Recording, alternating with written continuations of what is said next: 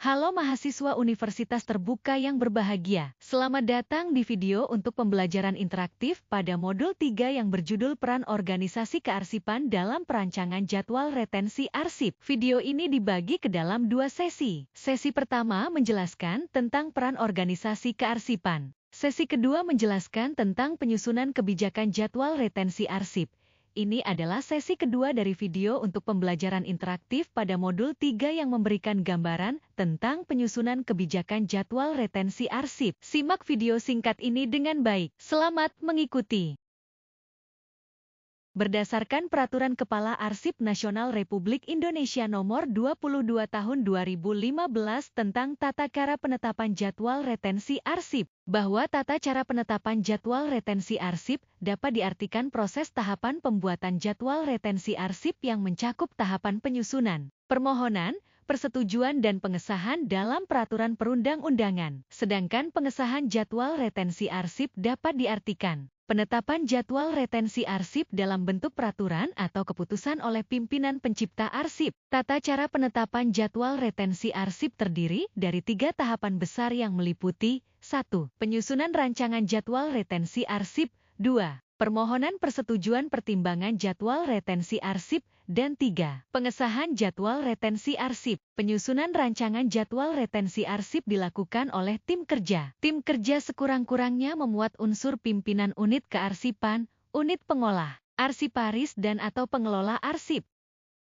Mari kita bahas tahap 1 yaitu penyusunan rancangan jadwal retensi arsip. Tahapan penyusunan rancangan jadwal retensi arsip terdiri dari 1. Perencanaan, dan 2. Pembahasan. Tahapan perencanaan sendiri terdiri dari kegiatan 1. Identifikasi tugas dan fungsi. Kegiatan identifikasi fungsi dan tugas digunakan untuk pendataan arsip, di mana dilaksanakan secara komprehensif dan tepat. Identifikasi dilakukan untuk menentukan jenis arsip yang ada, dengan cara memperhatikan tugas dan fungsi organisasi yang dimiliki tiap-tiap unit kerja yang ada di dalam organisasi. 2. Pendataan arsip. Berdasarkan tugas dan fungsi yang telah teridentifikasi pada tahap sebelumnya. Selanjutnya, dapat dilakukan pendataan arsip apa saja yang mungkin tercipta dari pelaksanaan tugas dan fungsi unit kerja dalam organisasi. Pendataan arsip dilaksanakan melalui inventarisasi jenis arsip yang tercipta di unit pengolah, yang mencantumkan usulan retensi arsip dan keterangan guna pembuatan rancangan jadwal retensi arsip. 3. Pembuatan rancangan jadwal retensi arsip, yaitu menuangkan hasil pendataan arsip ke dalam format jadwal retensi arsip yang di dalamnya terdapat jensi arsip, retensi, dan keterangan. Selanjutnya mari kita bahas tentang fungsi dari pembahasan dalam penyusunan rancangan jadwal retensi arsip. Tahapan pembahasan berfungsi untuk 1. Menentukan jenis arsip. Jenis arsip terdiri dari seris, berkas, dan isi berkas, di mana untuk pencantuman retensi arsip dan keterangan dalam jadwal retensi arsip dilakukan pada level berkas. Series adalah himpunan arsip yang tercipta, yang diatur dan dikelola sebagai suatu entitas informasi karena adanya keterkaitan secara fungsional, kegiatan, dan kesamaan subjek. Berkas adalah himpunan arsip yang disatukan karena memiliki keterkaitan dalam suatu konteks pelaksanaan kegiatan dan memiliki kesamaan jenis dan kesamaan masalah. 2. Menentukan retensi arsip. Retensi arsip adalah jangka waktu penyimpanan yang wajib dilakukan terhadap suatu jenis arsip. Retensi arsip meliputi retensi aktif dan retensi inaktif, yaitu retensi arsip aktif adalah jangka waktu penyimpanan arsip di unit pengolah untuk mendukung pelaksanaan tugas dan fungsi. Dan retensi arsip inaktif adalah jangka waktu penyimpanan arsip di unit kearsipan sampai dengan dimusnahkan atau diserahkan ke lembaga kearsipan.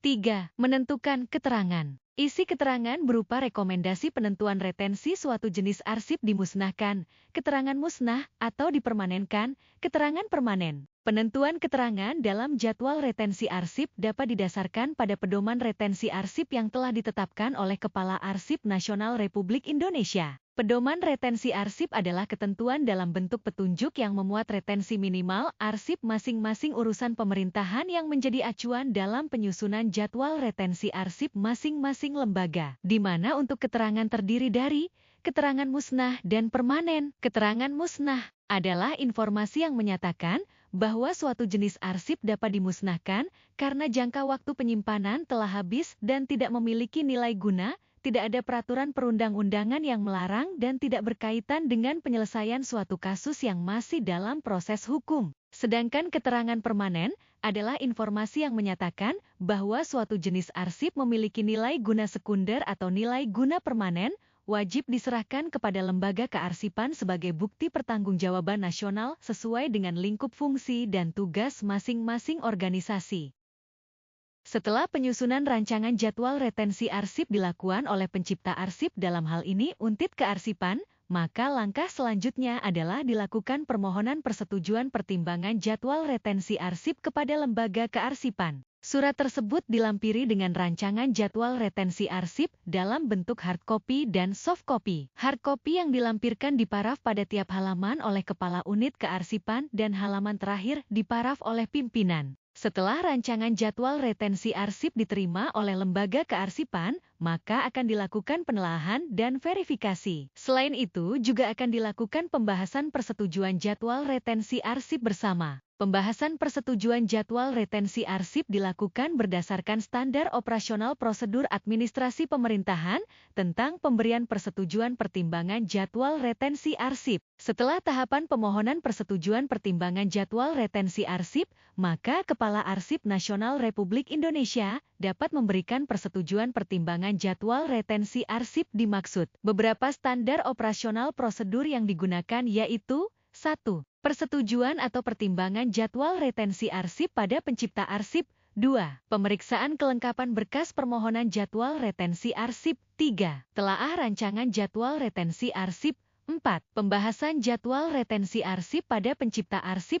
Dan 5. Pengajuan surat persetujuan atau pertimbangan jadwal retensi arsip. Standar operasional prosedur bertujuan untuk mengurangi tingkat kesalahan dan kelalaian pelaksana, meningkatkan efisiensi dan efektivitas, serta menciptakan ukuran standar kinerja yang dapat memberikan arah kepada aparatur dalam melaksanakan tugasnya. Demikian pembahasan sesi 2 pada modul 3 ini.